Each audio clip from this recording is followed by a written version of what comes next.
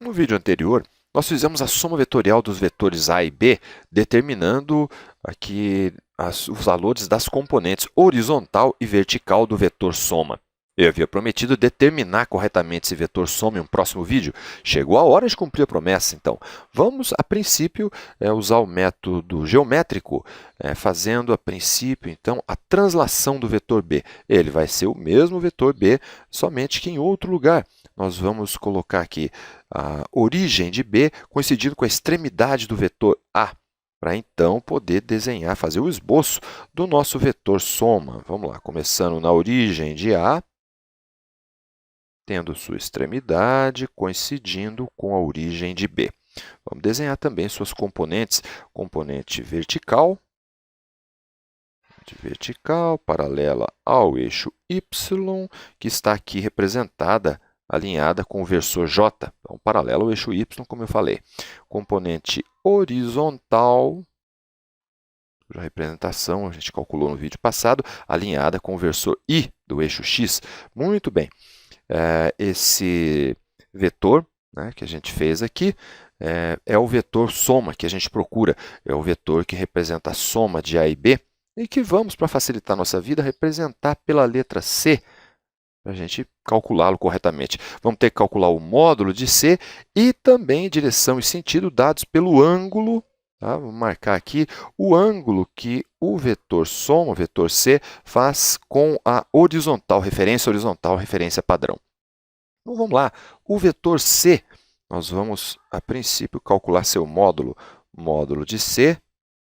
Veja só, para facilitar o entendimento, vamos desenhar mais uma vez um vetor aqui, o vetor C, vetor soma.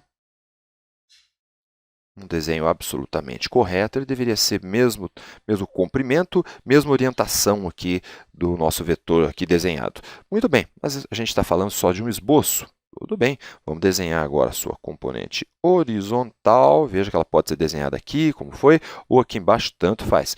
Componente horizontal do vetor soma e a componente vertical. Componente vertical do vetor soma, aqui estão, sabemos que elas são perpendiculares entre si, então temos aqui um triângulo retângulo. Vetor C, vamos representá-lo aqui. Então, é um triângulo retângulo.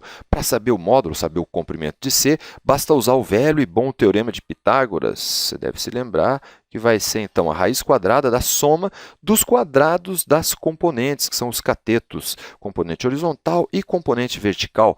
Nós podemos escrever, fazer as contas aqui, ou, para facilitar nossa vida, vamos usar uma calculadora, veja só. Então, a raiz quadrada da soma dos quadrados das componentes. Então, com bastante cuidado, me ajuda aqui. Raiz quadrada, vamos abrir dois parênteses. A primeira aqui, nós vamos colocar a componente horizontal 3, que multiplica raiz de 3 dividido por 2. 3 vezes raiz de 3 dividido por 2, menos, atenção, raiz quadrada de 2. Essa é a componente horizontal, lembre-se que ela tem que ir ao quadrado, mais o quadrado da componente, o outro cateto, componente vertical, que vale 3 dividido por 2, 3 sobre 2, agora mais raiz quadrada de 2. Fecha o parênteses, não esqueça que ela vai ao quadrado, e aqui o outro parênteses para terminar a raiz. E agora vamos ter, né, de suspense, o valor então do nosso vetor soma. Veja só, por coincidência, saiu até parecido as duas primeiras casas decimais com o π. 3,14 aqui diferencia 5500, muito bem. Então, voltando aqui ao nosso trabalho, vamos escrever esse valor de maneira, escrever de maneira aproximada, é claro, 3,14, como é que era mesmo? Vamos lá, 1455, mas depois do último 5 tinha alguns outros números, então podemos arredondar aqui para 3,146. Temos então o módulo do vetor C, nós calculamos, como eu disse, o comprimento do vetor, mas ainda não temos ideia do ângulo, veja só, do ângulo aqui que o vetor faz com a horizontal, que vai nos dar a ideia de direção e sentido desse vetor. Muito bem, esse ângulo, como é método analítico, vamos chamá-lo de θ e pensar em como fazer para calcular. Claro, usar trigonometria. Nós agora sabemos o valor da hipotenusa, mas digamos que a gente só sabe o que a gente já sabia no começo do vídeo, no fim do vídeo anterior, os valores das componentes, que são então os catetos desse triângulo. Cateto oposto ao ângulo θ e o cateto adjacente, esse que o ângulo θ encosta. Cateto oposto e cateto adjacente, qual é a fórmula que nós podemos usar para fazer esse cálculo? Você deve se lembrar que é a tangente. Então, temos lá tangente de θ igual a divisão entre o valor do cateto oposto, verdinho aqui, cateto oposto, componente horizontal, pelo cateto adjacente. Vamos fazer isso sem precisar escrever. A gente pode copiar e colar ali, então. Então, temos aqui o cateto oposto, vou copiar e colar o cateto aqui. Cateto oposto ao ângulo θ. E agora também vou colar o valor do cateto adjacente, que é a componente horizontal. Copiar, colar, vamos lá. Então, tangente de θ será a divisão do cateto oposto pelo cateto adjacente. Mas nós queremos saber não a tangente, mas queremos saber o inverso da tangente. Então, vamos escrever isso. O θ, como θ vai ser igual ao ângulo cuja tangente tem esse valor. Então, a gente costuma colocar arco tangente representada por tangente a menos 1 de toda essa conta aqui. Então, tangente a menos 1 de tudo isso que a gente indicou, vamos passar, então, para lá. Vamos nessa. Copiar e colar mais uma vez, facilita a nossa vida. E depois a gente fecha o parênteses aqui. Ok, muito bem. Quanto vai valer isso? Vamos recorrer à nossa calculadora mais uma vez. Tangente a menos 1. Vamos dar uma olhada aqui se essa calculadora está, veja só, em graus. Tá? Degree é grau em inglês, então muito cuidado. Se ela estiver em radiano, isso ia mudar tudo aqui.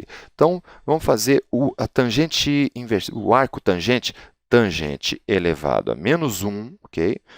Abre parênteses, mais uma vez, duas vezes, de 3 sobre 2, mais raiz quadrada de 2, fecha, dividido por 3 vezes raiz quadrada de 3, que está aqui, dividido por 2, menos raiz quadrada de 2, que é a nossa componente horizontal, ok?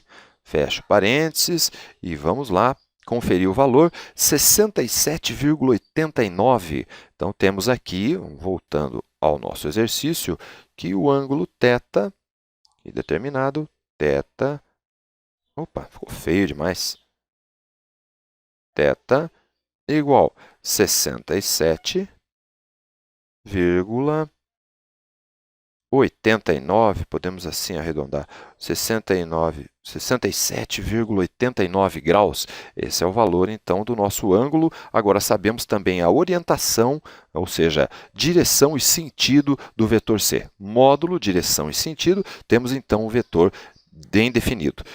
Observe, antes da gente terminar, é importante mostrar a você que o vetor C, valor dele 3,146, é só um pouco maior que o vetor A. Se somarmos A, que vale T módulo 3, e B, módulo 2, 3 mais 2 igual a 5. Então, o vetor C tem valor bem inferior à pura soma dos módulos de A e B. Claro que isso só aconteceria, o vetor soma só teria valor igual à soma escalar de A e B, se os dois vetores estivessem exatamente na mesma direção e com o mesmo sentido, como a gente vai ver num vídeo posterior.